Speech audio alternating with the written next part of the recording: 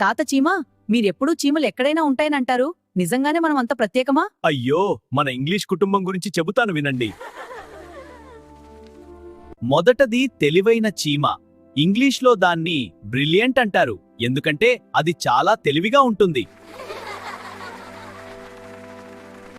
తర్వాత ముఖ్యమైన చీమ అంటే ఇంపార్టెంట్. అది లేకపోతే ఏ పని జరగదు. ఇప్పుడు ఎప్పుడూ లెక్కలు వేసే చీమ రోజంతా గింజలు లెక్క పెడుతుంది. అది అకౌంటెంట్. అయ్యో భయంకరం. అది లెక్కలు లేకుండా ఉండలేదు. అది మాకు పిచ్చి పట్టిస్తుంది. తర్వాత రెడీమేడ్ కావాలనుకునే సోమరి చీమ. అది ఇన్స్టెంట్. చీటింగ్. మనం కష్టపడి పని చేయాలి. అవును, కష్టపడి పని చేయడమే మంచిది. తర్వాత లాకెట్ వేసుకునే స్టైలిష్ చీమ లాకెట్ చీమ. అది పెండెంట్. వావ్, చాలా అందంగా ఉంది. అవును, మనకి కూడా కావాలి. హహా, మంచిది. ప్రతి ఒక్కరికి ఒకటి ఇస్తాను. ఇతరుల పనులు చేసే పని మనిషి చీమ. అది సర్వెంట్. ఎంత పని చేసినా తక్కువే.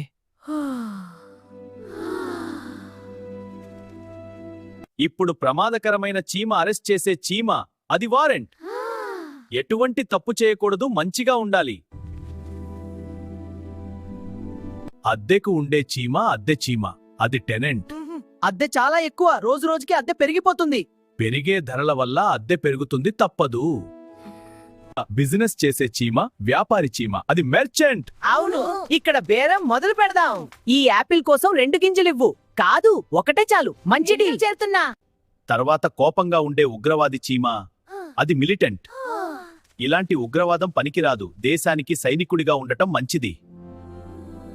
చివరిగా గర్భవతి చీమ మన భవిష్యత్తును మోస్తుంది. దాన్ని ప్రెగ్నెంట్ అంటారు.